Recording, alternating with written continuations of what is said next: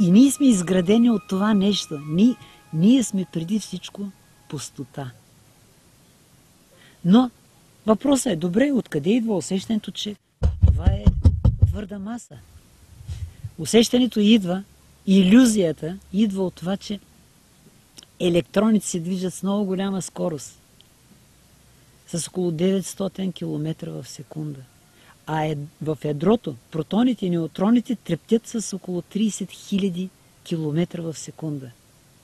И тук един друг пример, за да бъде разбран този. Самолет с перка. Всички сте виждали. Перката си стои. Бъркам с ръката, отстрани на перката. Обаче никакъв проблем. Виждам перка. В момента обаче, в който запалят самолета, виждаме един кръг. И ако аз бръкна, независимо от кой кръг, от коя страна ще ми удари ръцете. Но, ако перката се движи, примерно с 100 км в час се върти, а аз успея по някакъв начин да бръкна с 150, аз ще бръкна и вътре и ще си изкарам ръката без да се ударя в перката. Тогава ще усетя празнината. Но ако не мога, аз го възприемам като плътен обект. А тук говорим за 100 км. А в случая става думи за изключително големи скорости. И колкото едно вещество повече е подложено на натиск, примерно както стоманата, толкова отговаря с увеличаване скоростта на електроните и създава усещането за все по-голяма и по-голяма твърдост. Затова казвам, че ние познаваме действителности, различни действителности, но реалността, тя е достижение само на преживяване. Тя не може да бъде следствие на логическо мислене. И в частност, практикувайки йога, човек понякога изпада в това състояние да усети, да преживее неща, които са извън способността му да ги опише.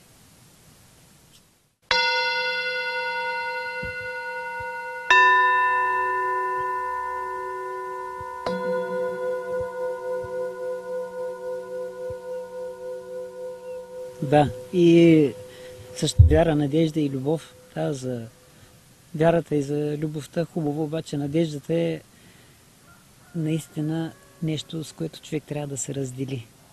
И когато се е случвало така да говоря, за другите качества, както и да е, ги преглъщат. Но като кажа, че надеждата е нещо много вредно, скачат. Ма казва, как? Не можеш да живееш без надежда. И тогава се сещам за една легенда, кутията на Пандора. Всички сте я чели, предполагам. В кратко, когато Прометей дал на хората огъня, Зевс много се ядосал. И казал, аз сега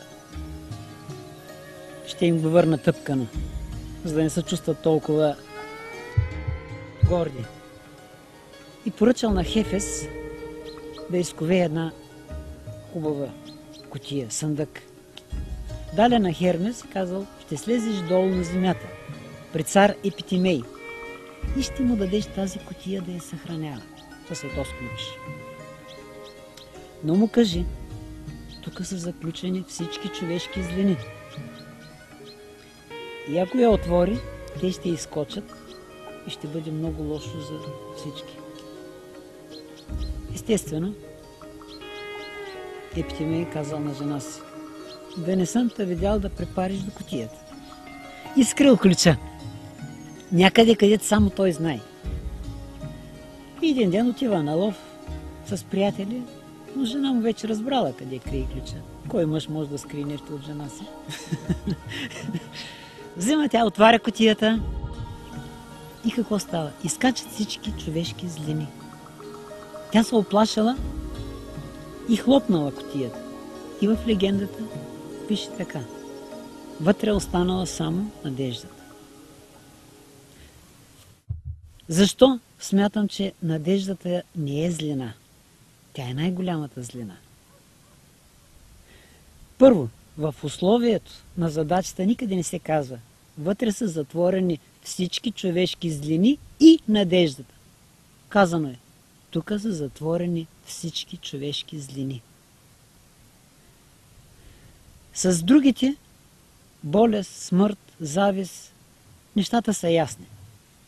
Но надеждата е най-голямата злина, защото тя като малко коте държи човека между небето и земята. Нито го пуска, нито го хвърля и човек се надява. Се надява да стане той, да стане оно, да стане трето, да стане четвърто, пето. И докато се надява, живота му минава. Има една такава поговорка, че надеждата може да е хубава закуска, обаче е лоша вечеря. И веднъж един ме контрира. Ти какво искаш да кажеш? Че ти никога не си се надявал? Не, казвам. Надявал съм се. Много пъти. Но си научих урока и се отказах. И сега нямаш надежди? Не, казвам, нямам надежди. Сега имам предпочитание. И каква е разликата между надеждата и предпочитанието, ще ти кажа. Един обикновен пример. Поемам някаква работа, която трябва да свърша и знам, че ще ми бъде заплатена. Работя, правя, деца казва се държа душата в зъбите. Обаче пари няма, както се случва много често. И ако човек се надява се, то е нормално, нали? Смятат го за нормално. Най-малкото усещането от това, че не му дават за труда, е разочарование. Най-малкото. Как стоят обаче нещата, ако не се надяваш, а имаш предпочитание? Да, взимам тази работа, върша със същото усърдие, както в първия случай.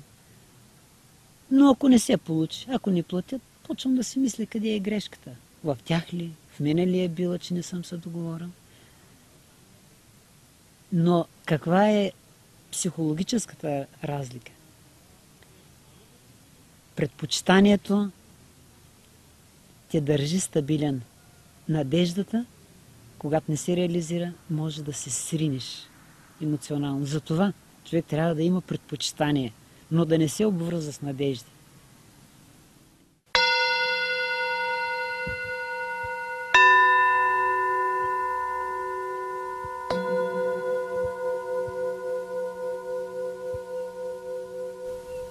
Много хора смятат, че да се страхуваш е нормално. Не е нормално. Ако човек влезе навътре в нещата, ще установи, че има две неща, които са много близки. Едното е страх, другото е инстинкт за самосъхранение. Инстинктът за самосъхранение е нещо съвсем естествено. Той те предпазва. Страха вече е продукт на ума. И един пример. Една котка върви по ръба на 8-етажен блок. Инстинктът за самосъхранение я предпазва да не падне. Но накарай един човек нетрениран да върви по ръба на блока. Самите му мисли, че ще падне, са достатъчни. Той или да се откаже, или ако тръгне наистина да се сгромоляса.